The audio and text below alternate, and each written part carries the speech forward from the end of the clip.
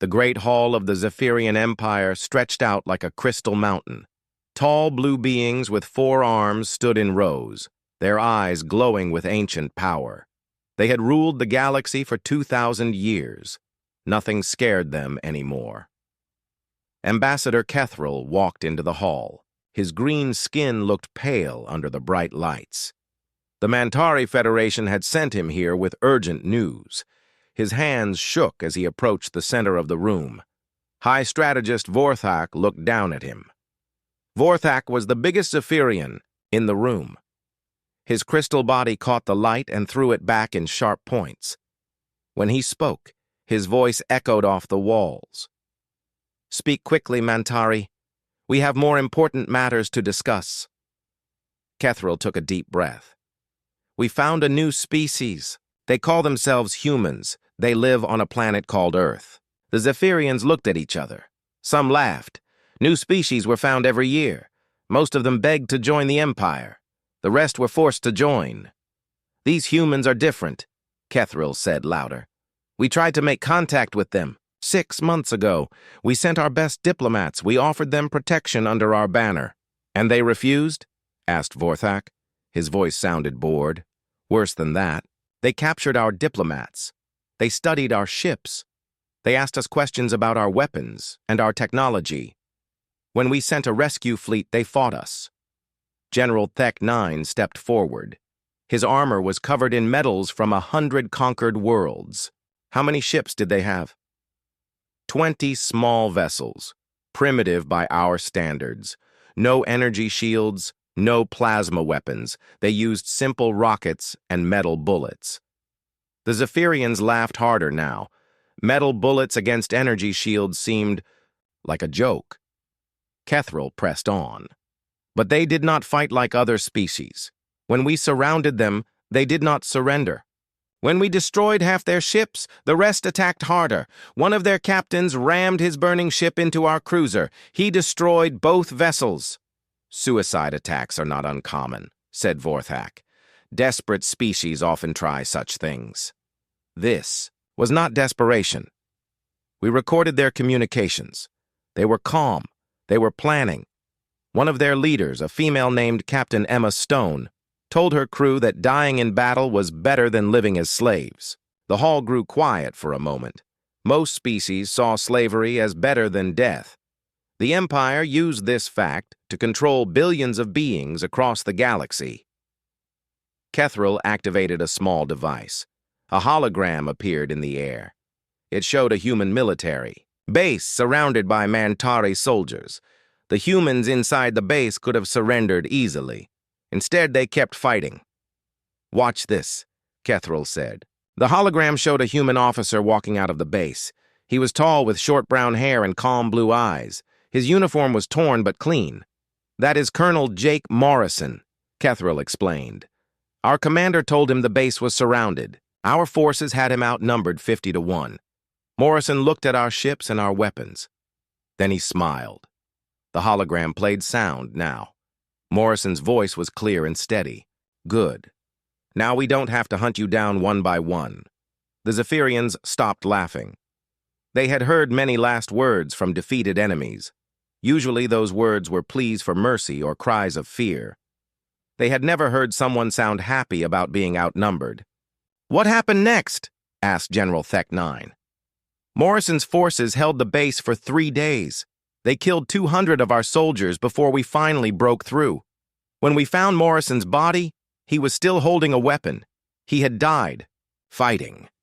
Kethril showed more holograms. Human colonies that fought until every building was destroyed. Human ships that rammed enemy vessels instead of surrendering. Human prisoners who tried to escape even when escape was impossible. "We studied their history," Kethril continued.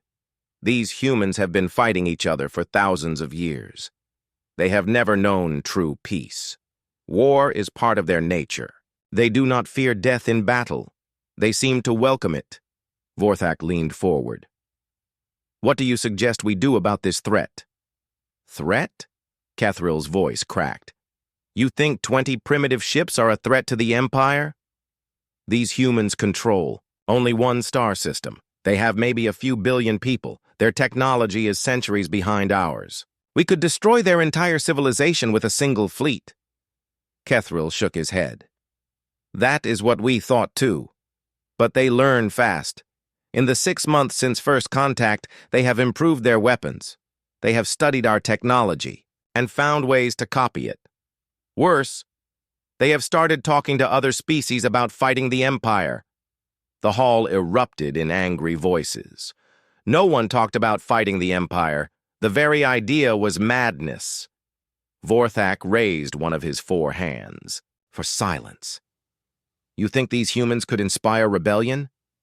I think they already have. 3 species in our sector have stopped paying tribute. They say they want to be free like the humans." For the first time, Vorthak looked worried. The Empire's power came from fear. If that fear disappeared, the whole system would fall apart. "We should avoid contact with the humans," Kethril said. "Let them stay in their small corner of space. In time, they may become more reasonable." General Thek-9 laughed. "You want us to run from primitives? The Empire has never retreated from anyone." "These primitives destroyed half our contact fleet," Kethril reminded him, "because you were not prepared for their tactics. We will be ready. We will show the galaxy what happens to species that refuse to join the Empire." Vorthak stood up. His crystal body reflected the lights in the hall like a star. "The decision is made. We will send the 3rd Expeditionary Fleet to human space. They will be given one chance to surrender. If they refuse, they will be destroyed." Kethril tried one more time. "Please reconsider. These humans are unlike anything we have faced before. They do not think like normal beings. They see hopeless situations as challenges to overcome." "Then they will learn that some challenges cannot be overcome," Vorthak said. "Admiral Zex Prime will lead 12 dreadnoughts to Earth. The humans will surrender, or they will die." As the council meeting ended, Kethril felt a chill run through his body. He had failed to convince them. Soon, the Empire would learn what his people had learned. Humans did not surrender. They did not retreat. They fought until the end, and they made their enemies pay a terrible price for victory. He could only hope that price would not destroy the Empire itself. 3 months later, the edge of Earth's solar system lit up with massive ships. Admiral Zex Prime commanded 12 dreadnoughts, each one 5 miles long. The Zephyrian 3rd Expeditionary Fleet had arrived to claim another world for the Empire.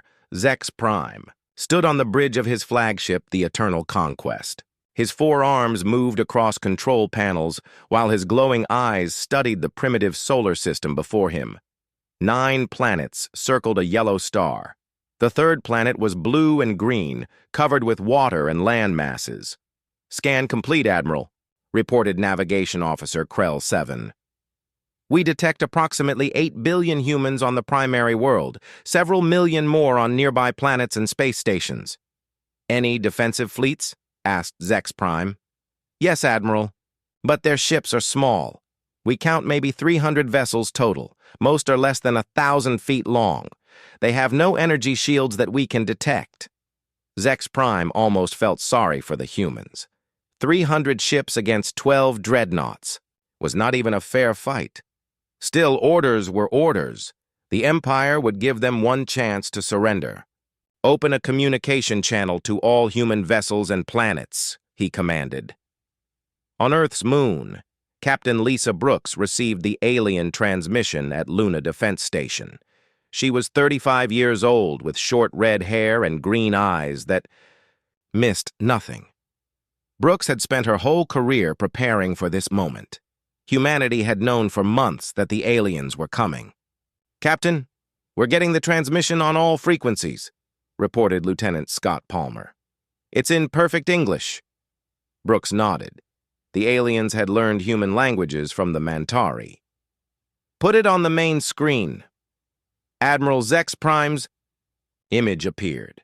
He looked like a giant made of blue crystal, with 4 arms and eyes that glowed white. When he spoke, his voice was cold and hard. I am Admiral Zex Prime of the Zephyrian Empire. By order of High Command, I declare this solar system to be under Imperial authority. All human military forces will surrender immediately. Your leaders will report to my flagship to sign formal documents of surrender. Brooks looked around the command center. Every officer was watching her. They all knew what her answer would be.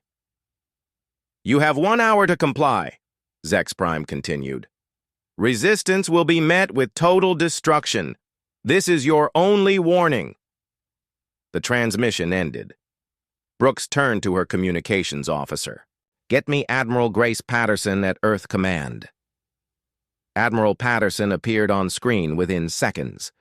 She was older than Brooks, maybe 50, with gray hair and tired eyes that had seen too many battles. Patterson had fought in every major conflict of the past 20 years. I assume you heard the alien demands? Patterson said. Yes, Admiral. What are your orders? Patterson's tired eyes suddenly looked very hard. Our answer is the same as it was 3 months ago. We don't surrender to bullies. Send the reply. Brooks smiled. She had hoped Patterson would say that. Yes, Admiral. Brooks opened a channel to the alien fleet. When Zex Prime's face appeared again, she looked directly into his glowing eyes. This is Captain Lisa Brooks of the Earth Defense Force. We received your message. Our answer is no. If you want our worlds, come and take them. She cut the transmission before Zex Prime could respond. On the alien flagship, the bridge fell silent. Zex Prime stared at the blank screen. In 2,000 years of conquest, no species had ever given such a simple, direct refusal. Admiral, should we begin bombardment? Asked Weapons Officer Dex 4. Not yet. Let them think about their choice. Begin moving the fleet into position around their worlds. They will change their minds when they see our power up close. But as the massive alien ships moved deeper into the solar system, something strange happened. Instead of panicking, the human ships began moving into attack formations. Small vessels left hidden positions around asteroids and moons. Larger ships formed up around Earth and Mars. Commander Ryan Davis watched the alien fleet from the bridge of the UES Defiance. His ship was only 800 feet long, tiny compared to the alien dreadnoughts. But Davis had studied every piece of information about alien technology that the Mantari had provided. Sir, we're receiving fleet orders, reported his tactical officer, Lieutenant Amy Foster. What does Admiral Patterson want us to do? Attack formation Delta 7. We're to hit their lead ships and draw them away from Earth. Davis grinned. Formation.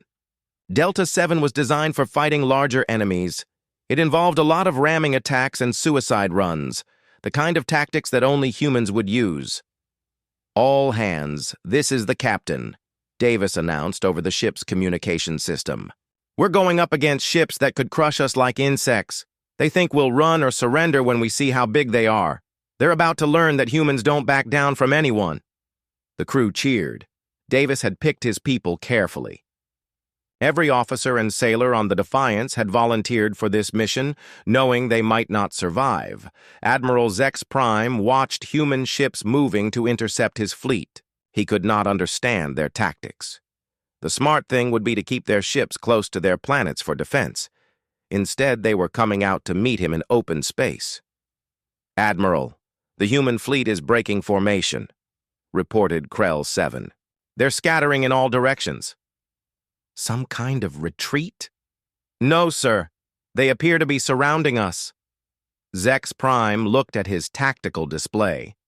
The humans were using their smaller ships to form a loose circle around his fleet.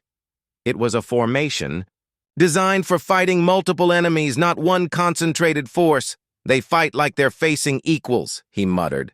Don't they understand how outmatched they are? The first battle began when human ships opened fire on the alien dreadnoughts.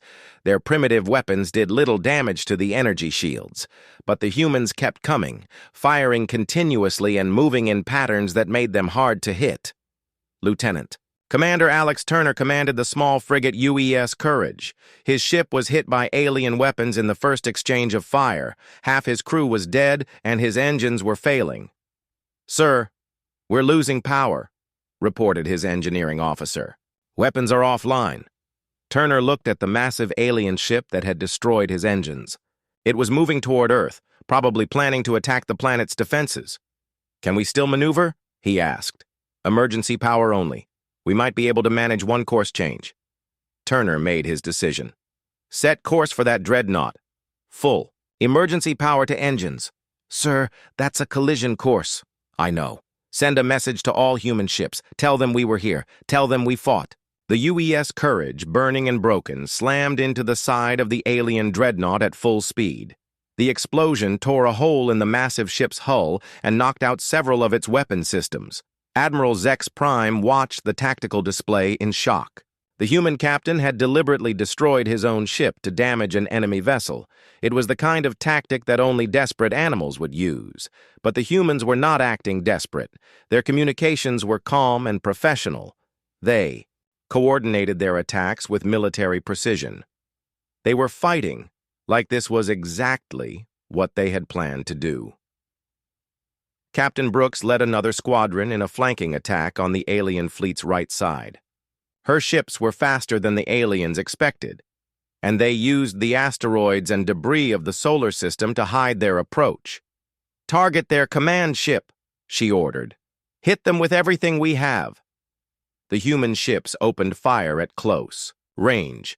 Their weapons were primitive, but concentrated fire from 20 ships could damage even alien shields. Brooks watched her missiles explode against the dreadnought's hull. "Captain, we're taking heavy fire," reported Lieutenant Palmer. "Our shields are failing." "Keep us moving. Don't give them an easy target." The battle raged for 6 hours. When it ended, the human fleet was destroyed. Only a few damaged ships limped back toward Earth. But Admiral Zex Prime stared at his own losses in disbelief. 3 of his dreadnoughts were heavily damaged. One was completely destroyed. He had lost thousands of crew members to an enemy that should have been helpless against him. "Admiral, we're receiving another transmission from Earth," reported Krell 7. Admiral Patterson's face appeared on screen. "Again?" She looked tired but not defeated. "Well, Admiral, you've had your first taste of fighting humans. Did we meet your expectations?" Zex Prime found his voice. "You have fought bravely, but you cannot win. Surrender now, and we will treat your people with mercy." Patterson shook her head. "You still don't understand. We're not fighting to win. We're fighting because we refuse to lose. There's a difference."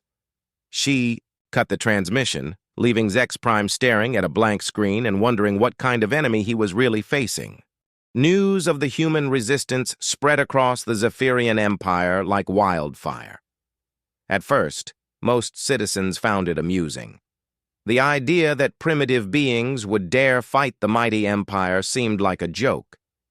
Imperial news broadcasts showed footage of human ships being destroyed, emphasizing how easily the aliens had won the first battle. But some details troubled the Empire's military leaders. 3 dreadnoughts damaged by ships a fraction of their size. Suicide attacks that actually worked. An enemy that seemed to get stronger when faced with overwhelming odds. General Nathan Hayes coordinated the human resistance from a hidden base on Mars. He was 42 years old, with gray streaks in his black hair and scars on his hands from years of combat. Hayes had fought in 3 wars before the aliens came, and he understood something that Admiral Zex Prime did not. Numbers alone did not win battles. "Status report," Hayes said as he entered the command center. Captain Maria Santos looked up from her tactical display. She was 30 years old with dark skin and intelligent brown eyes. Santos had been a ship captain before becoming Hayes's chief tactical officer. "Sir, we've lost contact with Luna Station. Admiral Zex Prime has established orbital blockades around Earth and Mars, but we're getting reports from the outer colonies. They're ready to fight." Hayes nodded. The human colonies on Europa, Titan, and the asteroid belt were too far away for the aliens to control easily. That gave the resistance room to maneuver. "What about captured alien technology?" he asked. "Doctor." Patricia Clark stepped forward. She was a small woman with wild gray hair and fingers stained with chemical burns. Clark had been studying alien technology since the first Mantari contact 6 months ago. "We've made progress, General. The alien ships use quantum energy sources that we don't fully understand. But their hull materials are vulnerable to certain types of kinetic impact. Our railguns can penetrate their armor if we hit them at the right angle. How long before we can build weapons that use their own technology against them? Give me 6 months and unlimited resources, maybe less if we can capture more intact alien equipment." Hayes turned to Santos. "Captain, I have a job for you. Take a small strike force to the Ganymede Research Station. The aliens have a supply depot there. I want you to capture it intact." Santos grinned. She preferred action to sitting in command centers. "How many ships can I take?" 4. All volunteers. This is a one-way mission unless you can steal alien ships to get home. Sir, I'll need people who understand alien technology. Take Dr. Clark and whatever team she needs. But remember, Maria, this isn't just about capturing supplies. We need to send a message to the Empire. We need to show them that nowhere is safe from human attack. 3 days later, Santos led her small fleet toward Ganymede. Her ships were modified mining vessels equipped with the best weapons humanity could build. They were still primitive compared to alien technology, but they had one advantage. The aliens did not expect humans to attack their supply lines. Commander Ben Rodriguez piloted the lead ship, the Freedom Fighter. He was 28 years old, with quick reflexes and a reputation for flying through asteroid fields that would kill most pilots. Rodriguez had volunteered for the mission knowing he might never see Earth again. "Ganymede Station in sight," Rodriguez reported. "I count 6 alien ships docked there. Looks like a supply convoy." Santos studied the tactical display. The alien station was built into Ganymede's ice, using the moon's natural structure for protection. But that also meant the aliens could not easily escape if attacked. "Dr. Clark, are you ready?" Santos asked. Clark sat in the communications station, surrounded by alien technology she had jury-rigged into human systems. "Ready as I'll ever be. I think I can disrupt their communications for maybe 10 minutes. After that, they'll call for Ray." "Help. 10 minutes is all we need. Ben, take us in fast and hard." "Target their ships first, then the station defenses." Rodriguez pushed the Freedom Fighter to maximum acceleration. The small human ships dove toward Ganymede like missiles, using the moon's gravity to increase their speed. The aliens detected them at the last second.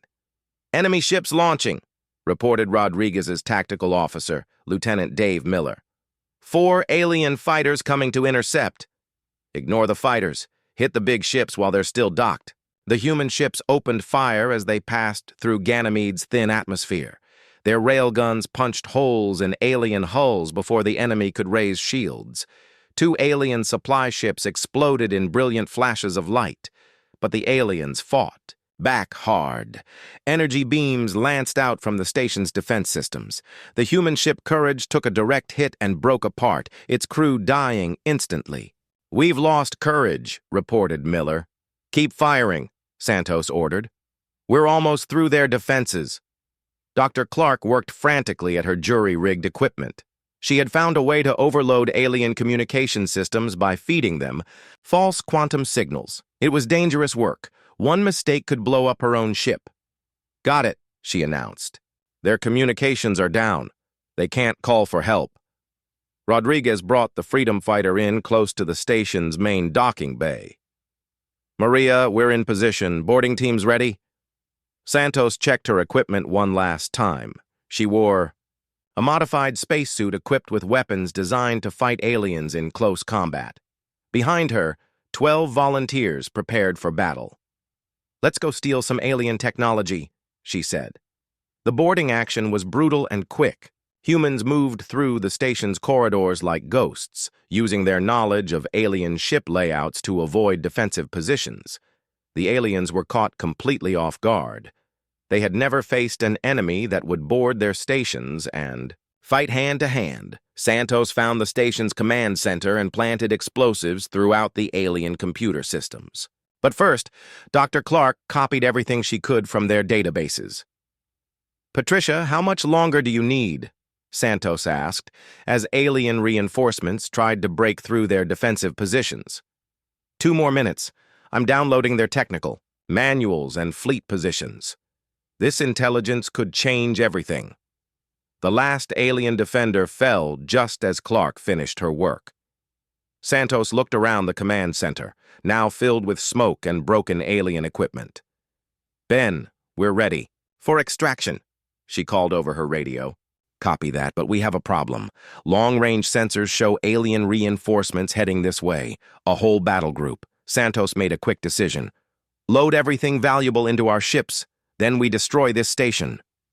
"What about getting home?" asked Rodriguez. "We're taking those alien ships that are still intact. Patricia thinks she can figure out how to fly them." Dr. Clark looked uncertain. "I can try, but alien technology doesn't work like ours.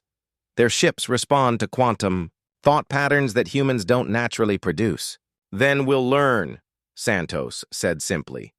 "We have to. This intelligence is too valuable to lose."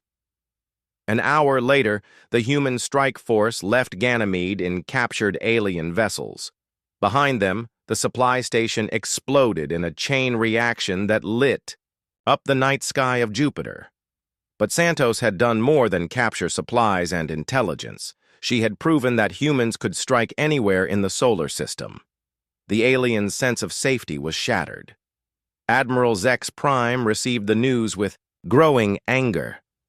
A handful of primitive ships had destroyed an important supply depot and escaped with classified information. Worse, they had done it using captured alien technology.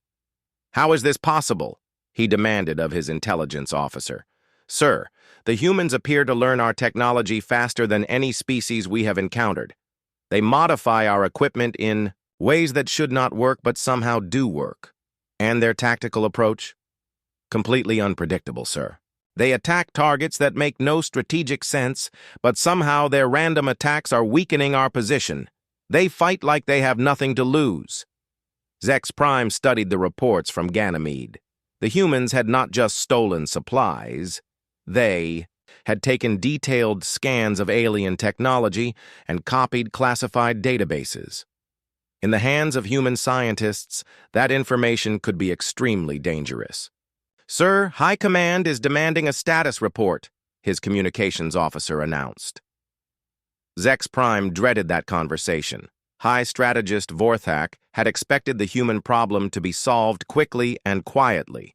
Instead, it was becoming a major military crisis. When Vorthak's image appeared on screen, his glowing eyes showed barely controlled fury. "Admiral, explain to me why a handful of primitive ships destroyed one of our supply depots." "Sir, these humans fight differently than any enemy we have faced. They use tactics that our military doctrine does not account for. Then adapt your doctrine. I am sending reinforcements. The 4th Battle Fleet will arrive in 1 week. Use whatever force is necessary to end this resistance." "Sir, with respect, increased force may not solve this problem. The humans seem to fight harder when faced with superior odds." Vorthak's image flickered with rage. "Are you suggesting that the mighty Zephyrian Empire cannot defeat a species that has not even developed proper space travel? I am suggesting that we may need to reconsider our approach. The approach is simple, Admiral. Destroy every human ship, occupy every human world, and make examples of their leaders. Show the galaxy what happens to species that resist the Empire." The transmission ended, leaving Zex Prime staring at a blank screen. He had a bad feeling that Vorthak's solution would only make the problem worse. On Mars, General Hayes received Dr. the Zephyrian 4th Battle Fleet arrived with orders to end the human problem permanently. Admiral Zex Prime now commanded 30 dreadnoughts and twice as many support vessels. High Strategist Vorthak had been clear. If humans would not surrender, they would be completely destroyed. The attack began at dawn on Earth's eastern hemisphere. Massive energy beams struck human cities from orbit. Buildings that had stood for centuries turned to ash in seconds. Millions of people died in the first hour. Captain Michelle Foster commanded the evacuation fleet above New Tokyo when the bombardment started. She was 29 years old with short blonde hair and blue eyes that had seen too much death. Foster's job was to get civilians off Earth before the aliens turned the planet into a dead rock. "Captain, the aliens are targeting our evacuation ships," reported her communications officer, Lieutenant Kevin Walsh. Foster watched alien fighters destroying transport vessels filled with families trying to escape. Children and elderly people were dying because they had the bad luck to be born human. "All ships, this is Foster. Ignore the alien fighters. Keep loading civilians. We save who we can." "Captain, we're not going to make it," Walsh said quietly. "They're killing us faster than we can evacuate people." Foster looked at the tactical display. 50 evacuation ships were trying to rescue 10 million people from the burning cities below. It was an impossible task. But humans had been doing impossible things for months now. "Kevin, open a channel to all frequencies. I want this broadcast across the entire galaxy." Walsh looked confused but followed orders. "Channel open, Captain." Foster stared directly into the camera, knowing that her words would be heard on 1,000 worlds across known space. "This is Captain Michelle Foster of the Earth Defense Force. I want every species in the galaxy to see what the Zephyrian Empire does to people who refuse to be slaves. Look at your screens. Watch them murder children who never threatened anyone." The camera showed alien ships systematically destroying evacuation vessels.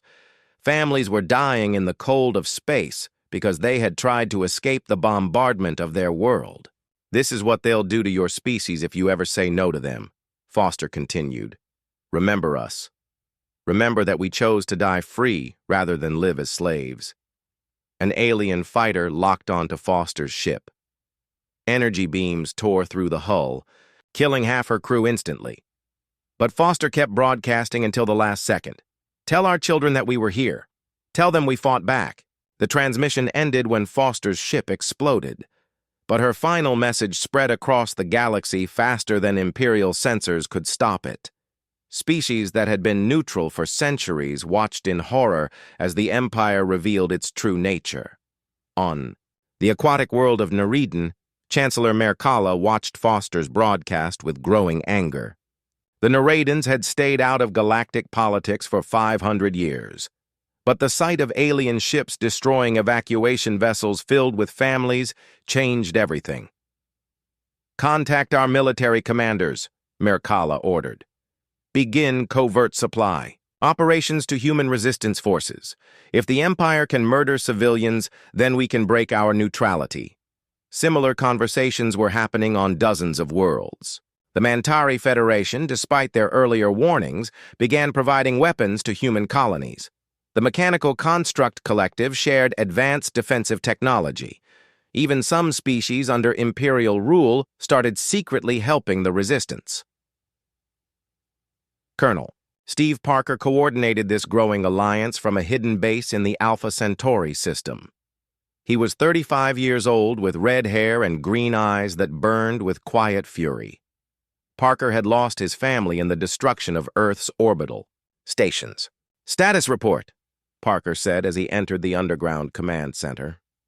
Dr. Patricia Clark looked up from her workstation, which was now filled with technology from a dozen different species. "Steve, we're getting support from across the galaxy. The Narration sent us stealth generators. The constructs provided shield technology. Even some Zephyrian subject species are sharing intelligence." "What about our new weapons?" Clark smiled. "For the first time in weeks. I've done it. I've successfully combined human engineering with alien quantum technology. The result is a weapon system that Imperial shields cannot stop." Parker studied the technical readouts. The new weapons looked like human railguns, but they fired projectiles wrapped in quantum energy fields. The combination of human kinetic force and alien energy manipulation created something entirely new. How many ships can we equip with these? Weapons? We have enough components for maybe 50 vessels. But Steve, there's something else. I've been analyzing Imperial communication intercepts. They're planning something big. Clark activated a holographic display showing the positions of Imperial fleets throughout the galaxy. They're pulling ships from every sector. Hundreds of dreadnoughts are moving toward the Zephyrian home system. They're consolidating their forces? It looks like it. But why would they abandon their conquests just to protect their homeworld? Parker thought about it for a moment, then started to grin. Because they're scared. For the first time in 2,000 years, the Empire is afraid. Afraid of what? Of us. Of the idea that someone might actually defeat them. Commander Ben Rodriguez had survived the Ganymede raid and was now testing the new hybrid weapons on the captured alien ships. His vessel, now called the Free Mars, looked like a Zephyrian cruiser, but fought like a human warship.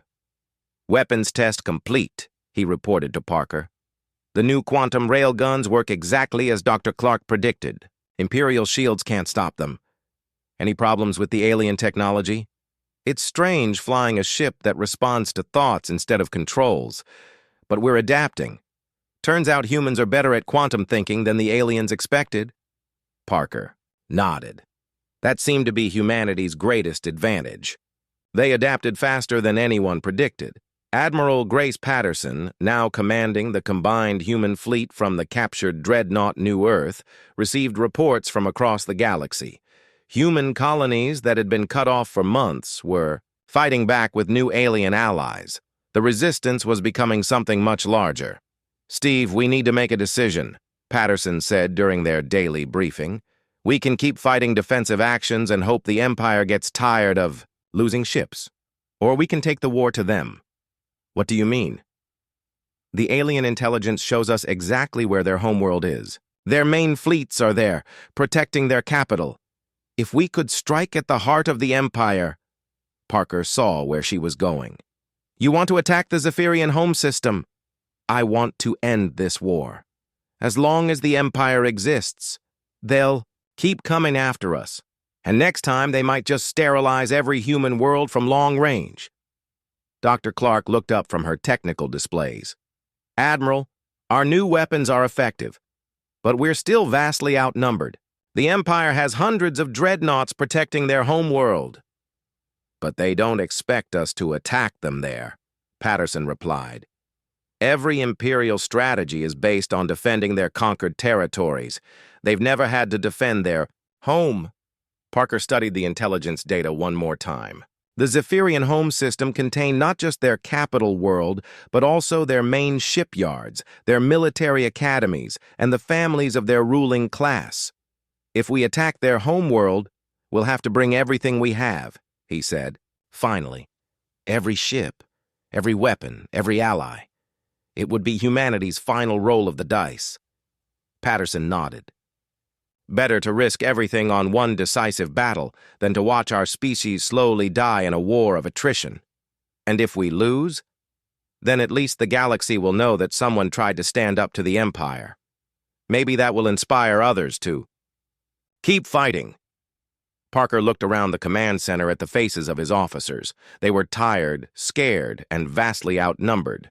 But they were also the people who had refused to surrender when surrender seemed like the only rational choice. "All right," he said. "Let's go teach the Empire what happens when you threaten humanity." 3 weeks later, the combined fleet of humans and their alien allies began the long journey to the Zephyrian home system. 200 ships from 20 different species, all united by their shared hatred of Imperial oppression. High Strategist Vorthak received the intelligence report with disbelief. The humans were actually coming to attack the Empire's homeworld. It was the most audacious military operation in galactic history. "They cannot be serious," he said to his intelligence officer. "Sir, our sensors confirm it." A large fleet of human and alien vessels is heading directly for our home system. Vorthak looked at the tactical projections.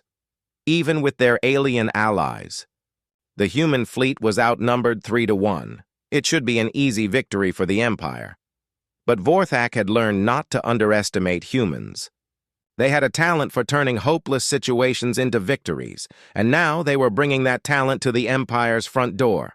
"Alert all fleet commanders," he ordered. "Prepare for the defense of the homeworld, and send word to the outer territories. Recall every available ship." "Sir, if we pull our fleets back home, the conquered species might rebel. If we lose our homeworld, there won't be an empire left to rebel against."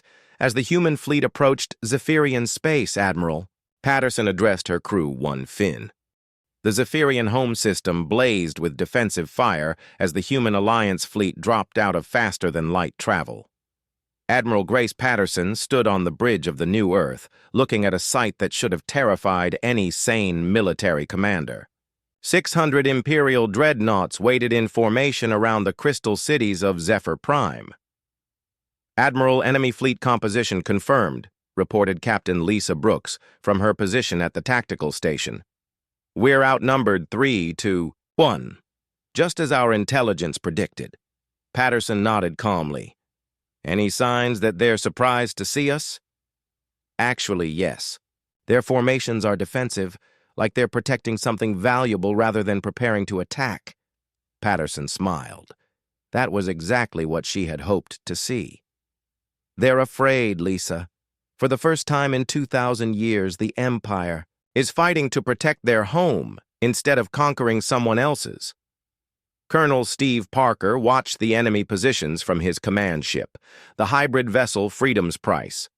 Around him, the combined fleet of 23 species prepared for the largest space battle in galactic history. "Steve, this is insane," said Dr. Patricia Clark over the communication link. "Even with our new weapons, we can't fight 600 dreadnoughts." "We don't have to fight all of them," Parker replied. "We just have to fight them long enough to reach the planetary defense grid." "And then what?" "Then we do what humans do best. We improvise." High Strategist Vorthak commanded the Imperial defense from his flagship, the Crystal Throne. He had positioned his fleet in 3 defensive rings around Zephyr Prime. The plan was simple: destroy the human alliance in the outer system before they could threaten the homeworld. "All ships, maintain formation," Vorthak ordered. "Let them come to us. We have the advantage of position and numbers." But Admiral Patterson had no intention of playing by Imperial rules. Her fleet suddenly scattered in all directions, just as human ships had done in that first battle at Earth. But this time, they were not alone. Neridan vessels activated there, stealth generators, and simply vanished from Imperial sensors. Construct ships began dividing into smaller units, creating the illusion of a much larger fleet. Mantari vessels used their advanced engines to dance between the massive Imperial formations. "What are they doing?"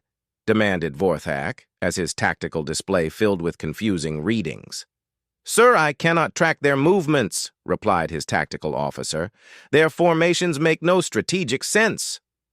"They're not using formations," Vorthak realized with growing horror.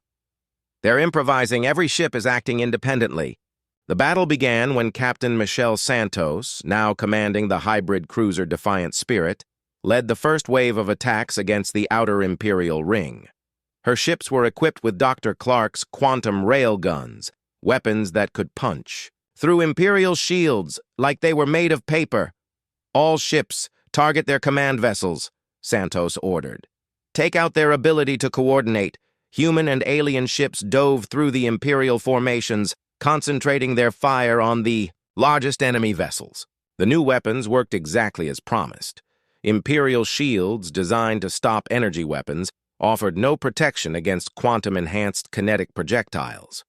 Commander Ben Rodriguez piloted his ship through a gap in the Imperial line, firing continuously at an enemy dreadnought's command section. His weapons tore through the crystal hull, causing massive explosions inside the alien vessel. "That's for Captain Foster," he said quietly as the Imperial ship broke apart. But the Empire fought back with devastating firepower. Energy beams lanced through space, destroying human ships by the dozen. The Alliance fleet was taking terrible losses, but they kept coming. Captain Brooks found herself facing 3 Imperial dreadnoughts at once. Her ship, the Luna's Revenge, was heavily damaged, but her crew kept fighting. "Captain, we've lost main engines," reported Lieutenant Scott Palmer. "We're dead in space." Brooks looked at the Imperial ships closing in for the kill. Then she looked at her crew, all of them volunteers who had followed her into this impossible battle. "Scott, can we still maneuver on emergency power?" "Maybe one. Course change, that's all." Brooks smiled grimly. "Then let's make it count. Set collision course for the center ship. All hands, prepare for ramming speed." The Luna's Revenge accelerated toward the Imperial dreadnought on emergency power alone. The alien ship tried to evade, but Brooks had timed her attack perfectly. The human vessel struck the dreadnought's command section, causing a chain reaction that destroyed both ships. "That's how we do it," Patterson said as she watched the tactical display. "Every ship lost takes an enemy with it." The battle raged for 8 hours. Slowly, desperately, the human Alliance fleet fought its way through the Imperial defenses. They lost 2 ships for every Imperial vessel destroyed, but they kept advancing toward Zephyr Prime. High Strategist Vorthak watched his carefully planned defense crumble as human tactics shredded his formations. The humans and their allies were not trying to win a traditional space battle. They were trying to break through to the planet, and they were willing to sacrifice everything to do it. "Sir, the enemy fleet has penetrated our second defensive ring," reported his tactical officer. "How many ships do they have left?" "Approximately 50 vessels. But, sir, they're all equipped with those new weapons, and they're heading directly for the planetary shield generators." Vorthak felt cold fear for the first time in centuries. If the humans destroyed the planetary shields, they could bombard Zephyr Prime itself. The Empire's capital, the seat of government for half the galaxy, would be defenseless. Colonel Parker led the final assault on the planet's defense grid. His ship, now badly damaged, limped toward the massive shield generators that protected Zephyr Prime from orbital attack. "Patricia, are you ready?" he asked over the communication link. Dr. Clark's voice crackled with static from her damaged ship. "Steve, I've rigged our quantum weapons to overload the shield generators, but we'll have to get close. Very close." "How close?" "Close enough that the explosion will probably kill us too." Parker looked around his bridge at the survivors of his crew. They had all volunteered for this mission knowing it was probably suicide. But they had also seen what the Empire did to species that refused to surrender. "All ships, this is Parker. Final attack run. Target the main shield generator. We don't have to survive this. We just have to succeed." The remaining Alliance ships dove toward Zephyr Prime's surface, firing their quantum weapons at the massive shield generators. Imperial fighters swarmed around them, but nothing could stop the final desperate assault. Dr. Clark's ship was the first to reach the target. She fired her overloaded quantum railguns directly into the shield generator's power core. The explosion was visible from orbit, a brilliant flash that lit up half the planet. "Shield grid is down," reported Parker's tactical officer. The planet is defenseless, but Parker was not looking at the planet. He was looking at High Strategist Vorthak's flagship, the Crystal Throne, as it moved to intercept them. "Admiral Patterson, this is Parker. The planetary shields are down. You have a clear shot at their capital." "Steve, what about you?" "We're going to have a conversation with Vorthak. Long overdue, I think." Admiral Patterson understood. Parker was going to face the Empire's leader in a final confrontation while she completed the mission. She ordered her remaining ships to prepare for orbital bombardment of the Imperial government centers. But before she could give the order to fire, a new voice came over the communication system. "Admiral Patterson, this is High Strategist Vorthak. I request permission to come aboard your vessel." Patterson almost laughed. "You want to surrender?" I want to negotiate. Your forces have proven their point. The Empire acknowledges that humanity cannot be conquered by force. A little late for that, don't you think? Perhaps. But continued fighting will only result in more death on both sides. Your people have shown remarkable courage. Allow us to show wisdom. Patterson looked at her tactical display. She could destroy the Imperial capital and end the war in victory. But millions of civilians would die, including families that had never participated in the Empire's conquests. One condition, she said finally. You surrender personally to Colonel Parker.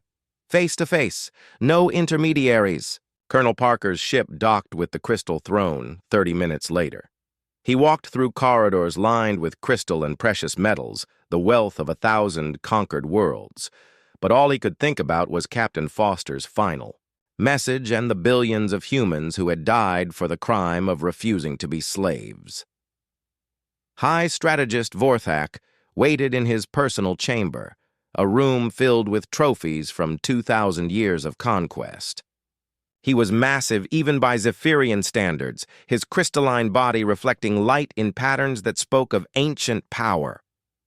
Colonel Parker, Vorthak said in perfect English, you have accomplished